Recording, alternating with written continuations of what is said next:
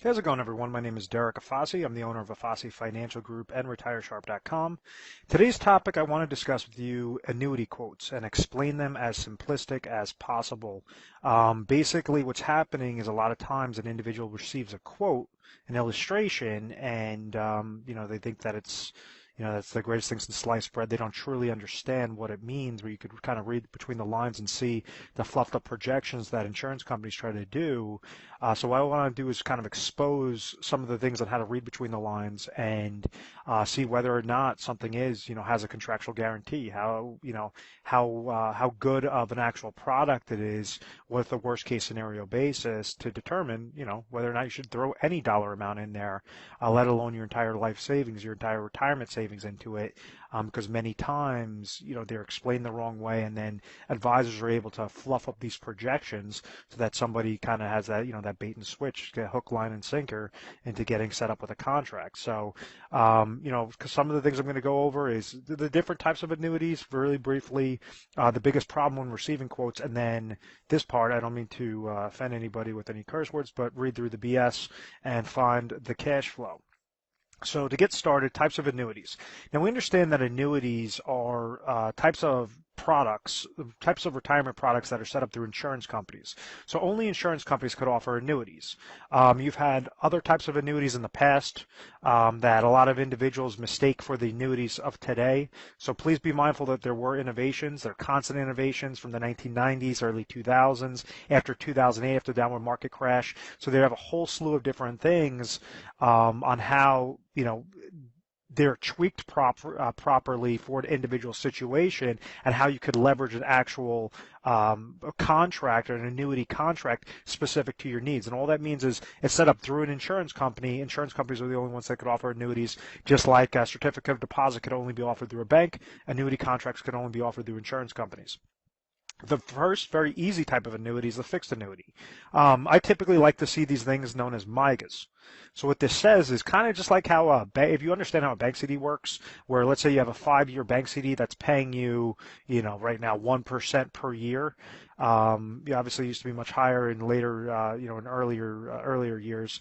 But what this would say is essentially if you have a bucket of $100,000 and you have a bank CD that pays you 1% per year, well, after the first year you're getting $1,000, second year $1,000, third year $1,000, etc.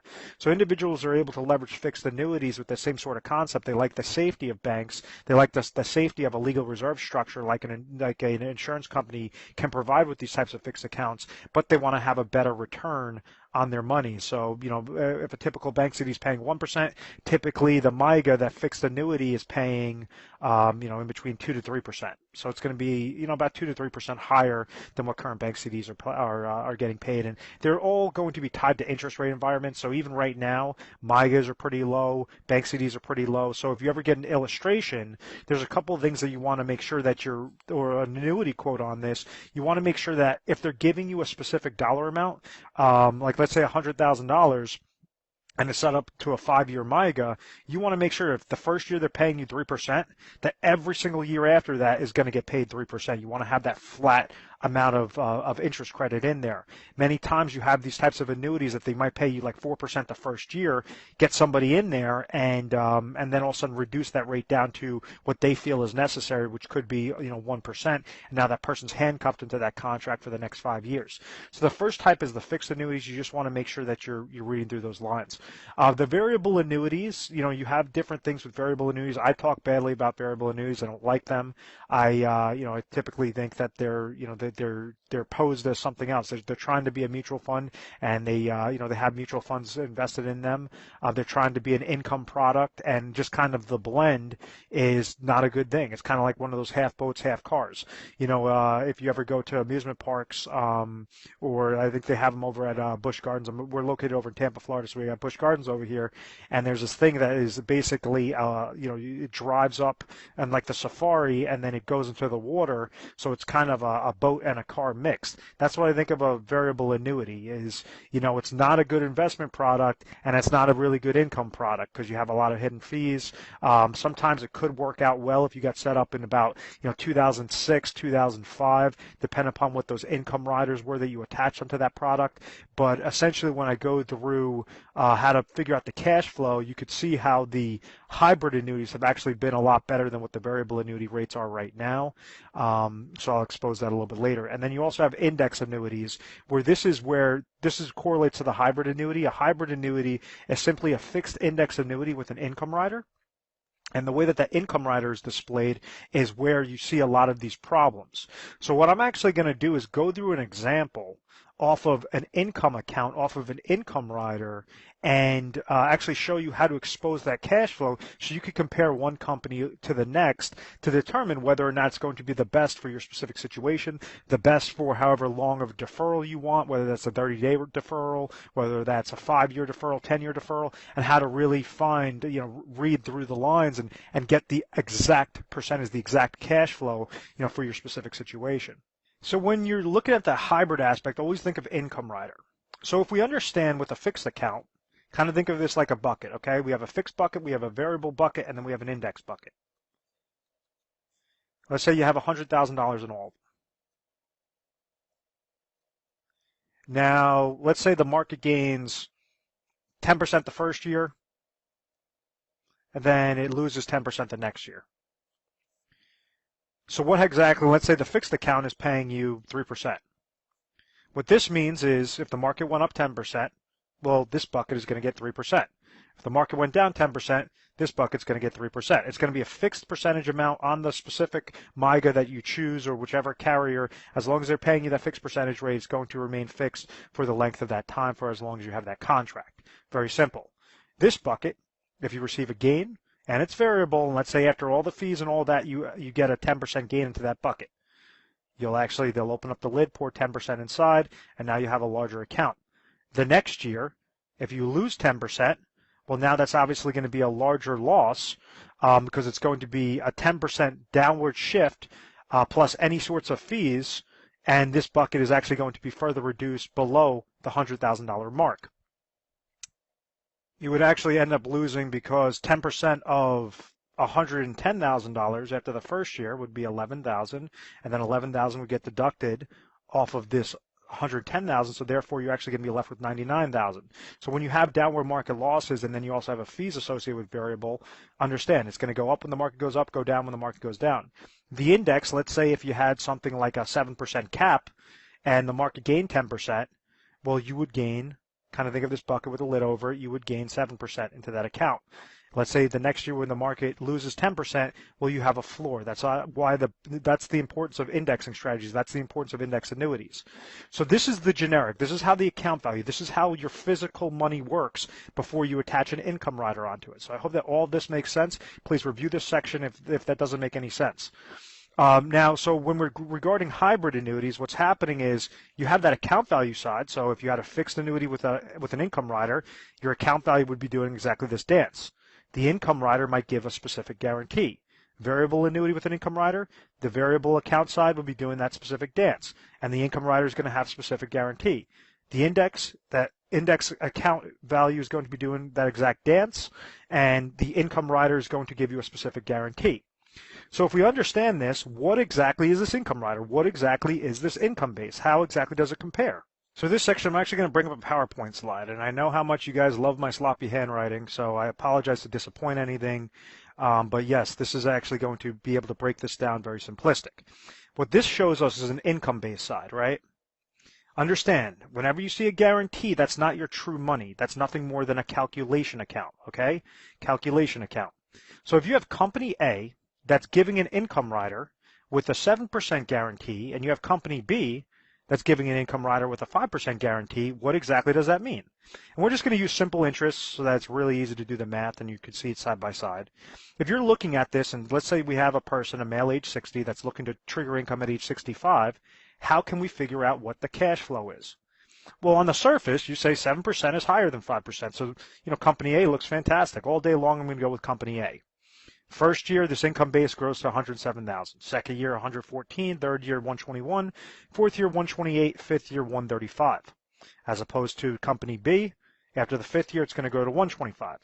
So understand, whenever these companies are trying to provide you lifetime income, the reason why they're doing an income rider as opposed to annuitization used to be the old school annuities, right? So what happened was an individual would surrender their money, their $100,000 to a company, and like this individual would say, I'm age 60, I'm going to surrender my money, $100,000 to the insurance company, and they're going to give me a specific income guarantee at age 65. Well, when we use an income rider, instead of annuitization, you're not surrendering your money. You're allowed to still have those monies into that account value that I spoke about, whether that's in fixed, variable, or index. You're able to still have that account value, that your physical money grow when the market goes up, not lose when the market goes down. And you could attach this income rider so that they're going to be able to determine how much lifetime income you will receive, kind of like how annuitization works, except that you're not releasing control like annuitization does. So what I mean by that is if you see company A versus company B, you're saying, oh, company A all day long. This is $135,000 on my income base. This is $125,000. Once again, this is not your real money. This is a calculation account. The way then how it determines how much lifetime income the company is going to pay you is going to be your income base multiplied by your withdrawal rate percentage, and that's what equals your lifetime income. So let's say company A has a withdrawal rate percentage of 4%, but company B has a withdrawal rate percentage of 5%. What exactly does that mean? Well, that means company A is going to be, at age 65, they determine that their withdrawal rate percentage is 4%. Company B at age 65 male determines that's going to be 5%.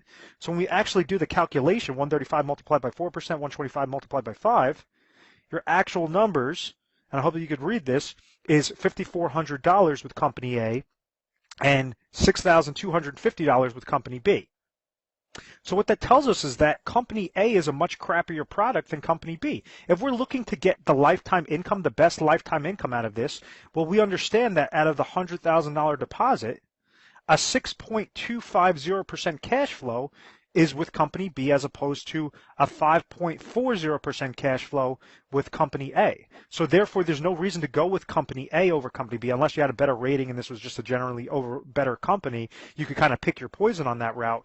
But if you're looking specifically for a cash flow side, this individual could throw $100,000 and get a much higher cash flow percentage with this 5-year deferral with company B. So I hope that all of that makes sense, guys. This is so important to understand because this is how you're able to weed through whether a company that's telling you, oh, we're going to give you a 7% guarantee, or a company that's saying we're going to give you a 5% guarantee, what that actually means. So in this example, let's say if, at this point in time, the $100,000, we understand we have the account value side, we have the income base side. This shows our income base. So maybe at age 65, his $100,000 grew to let's just say it was 110,000. No real good growth, 110,000. And then they decide to pull out. So we understand the income base at age 65 is 125,000. Well, they're going to go off of the income base multiplied by the withdrawal rate percentage, $6,250. So anytime that they're taking a withdrawal of $6,250, it's going to deduct this off of the account value side. So therefore, it's going to be less. So if your account value gains when the market, like an index, like a fixed index annuity with income rider, it's going to gain when the market goes up, not lose when the market goes down. But you're still going to have to, if you have an income rider, most of the times they have an income rider fee, which will be a negative, typically less than 1%. And then also if you're taking a withdrawal, that's going to be a negative as well. So the longer and longer that you're living, well, yes, you have potential for this account value to grow. You're not annuitizing your money, and let's say if this eventually hits $0 because you keep living so long, well, that $6,250 is still going to be coming into your pocket at the end of the day, and that's the importance of the income rider. You're leveraging the contract exactly how it's designed. You're not trying to get this random 7% guarantee or 5% guarantee that does not exist. This is figuring out the true value of the contract, the true cash value of the or cash flow of the contract. So I hope that made a lot of sense, guys. It allows you to read through the BS, find the cash flow, figure out the best way. Now, we're an independent agency. Like I mention all the time, we're 24/7 customer service. You give us a call mornings, nights, weekends, holidays, whatever the case may be. Someone will always be there to take your call. What we try to do is help you figure out whether you want to have an income need, what your situation is, how you got to your situation. Do you have certain flaws with your plan, and what do you want to accomplish? So we leverage a whole slew of carriers. We leverage a lot of annuity contracts, pretty much any contract possible in your area, limited to like Alaska, and there's a couple other states that we don't cover. But, for the most part, we want to make sure that any dollar you're placing into a plan, you're educated properly, you're not getting caught up in the fluff, caught up in those numbers. You could actually control, you could set up a specific product and a specific strategy in tandem to make sure that you're accomplishing your goal successfully using the smallest amount of dollars and only as much as necessary out of your retirement savings to accomplish your goals. We also have a bunch of free ebooks, so give us a call at any time. We just set up a whole slew of them. I think we have about 7 or 8 new ebooks out there, so give us a call if you want to have if you want to have access to some of those where you could expose the cash flow. We have, a whole slew of them, basically how to compare the top annuity contracts, how to expose some of the annuity quotes. We are A+ rated on the Better Business Bureau because we believe in education first. Education, understand exactly what you have, where you want to go, how to get there properly, and, we'll walk you through it step by step. And at the end of the day, if you guys just want to have a second opinion, maybe what you're doing is absolutely perfect. But with retirement, what I've learned time and time again with just seeing these retirement disasters is you only have one chance to get things done correctly. What we want to try to do is be the honest advisor, the ethical advisors, give you free education, free content, and if you like what we have to provide you and you want to get set up with certain plans, obviously that's what we're here for. We have affiliations with all the top carriers, all the top products, and we can help you guys out. But I want to thank you very much for watching this video. Please feel free to subscribe to our YouTube channel, Retire Sharp, so you have access to the most updated videos. Thanks so much, guys.